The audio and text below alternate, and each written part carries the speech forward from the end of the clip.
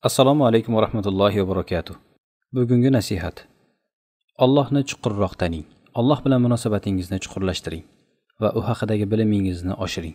Buning eng ulug' yo'llaridan biri Allohning ism va sifatlari ilmini o'rganishdir. Bu ilm yerdagi eng buyuk ilmlardan biri bo'lib, inson uni o'rganishi kerak. Allohning go'zal ismlari va oliy sifatlarini bilish va ularga muvofiq ravishda ibodat qilish bu dinning asosi va mu'min uchun dunyodagi jannatdir. Ey musulmon birodarim, namoz o'qiyotganingizda kimga ibodat qilayotganingizni bilishingiz lozim. Ro'za tutganingizda kim uchun ekanligini anglashingiz zarur. Sadaqa qilayotganingizda, ilm o'rganayotganingizda, jihad qilayotganingizda barchasini kim uchun bajarayotganingizni bilishingiz kerak. Allohning ismlari va sifatlari haqidagi ilm bandaning Alloh bilan bog'lanishining eng buyuk sabablaridan biridir. Bu ilm Allohga yaqinlashish, unga ibodat qilish va itoat qilishdir.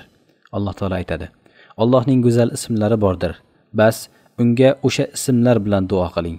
A'rof surasi 180-oyat. Allohning ismlarini va sifatlarini bilish jannatga kirish sabablaridan biridir. Abu Hurayra roziyallohu anhu dan rivoyat qilinadi. Rasululloh sollallohu alayhi va sallam aytadilar: Albatta Allohning 99 ta ismi bor, 100 tadan bitta kam. Kim ularni yod olsa, jannatga kiradi. Buxoriy va Muslim rivoyati.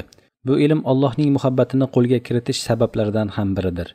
Ibn Qoyyim rahimahulloh aytadilar: Allohning muhabbatini jalb qiluvchi eng ulug' sabab uning ismlarini va sifatlarini bilish va unga ularning mazmuni bilan ibodat qilishdir. Allohning ismlari va sifatlarini o'rganish hayotning har bir jabhasida muvaffaqiyatga, taraqqiyotga va kamolga erishishning eng buyuk sabablaridan biridir. Agar inson ma'iyat, ya'ni Allohning bandalari bilan birga bo'lishi sifatini tushunsa, u doimo Allohning nazarida ekanligini his qiladi. Shu bilan Allohga bo'lgan ixlosi mustahkamlanadi va unga chin yurakdan ibodat qiladi. Alloh taolo aytadi: "U sizlar bilan birgadir, qayerda bo'lsangiz ham." Hadid surasi 4-oyat. Yana bir oyatda shunday deyiladi: Ikki kishidan biri g'orda bo'lganida o'z sherigiga dedi: "Xafa bo'lma, albatta Alloh biz bilan birgadir." Tavba surasi 40-oyat.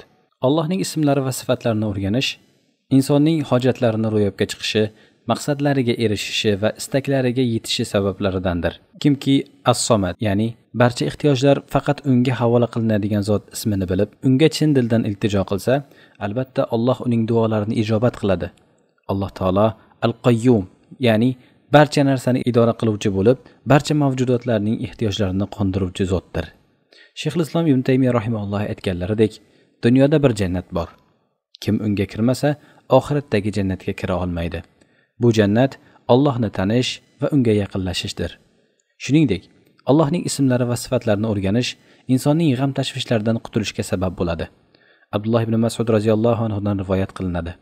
Rasululloh sollallohu alayhi va sallam dedilar: Kimki tashvish yoki g'amga tushsa va quyidagi duoni aytsa, Alloh uning g'amlarini ketkazib, o'rniga xotirjamlik ato qiladi. Allohim, men sening bandangman. Qo'lingning o'g'liman, cho'ringning o'g'liman. Peshonam sening qo'lingda. Mening ustimdan chiqaradigan hukming o'tkir va men haqimdagi hukming adolatlidir. Men sendan o'zingning barcha ismlaring bilan iltijo qilaman. O'zingni aytgan isming, kitobingda tushirgan isming, biron maxluqingga o'rgatgan isming yoki g'ayb ilmingda saqlagan isming bilan so'rayman. Qur'onni mening qalbimning bahori qilgin, ko'nglimning nuri, g'amimning ketishi va tashvishimning yo'qolishiga sababchi qilgin. Shunday ekan, bu buyuk ilmni o'zimizga, oilalarimizga, farzandlarimizga va jamiyatimizga Shunday ekan, bu buyuk ilmni o'zimizga, oilalarimizga, farzandlarimizga va jamiyatimizga yoyishimiz lozim. Zero bu ilm dunyo saodatining va abadiy ne'matlarning kalitidir. Alhamdulillahi robbil alamin.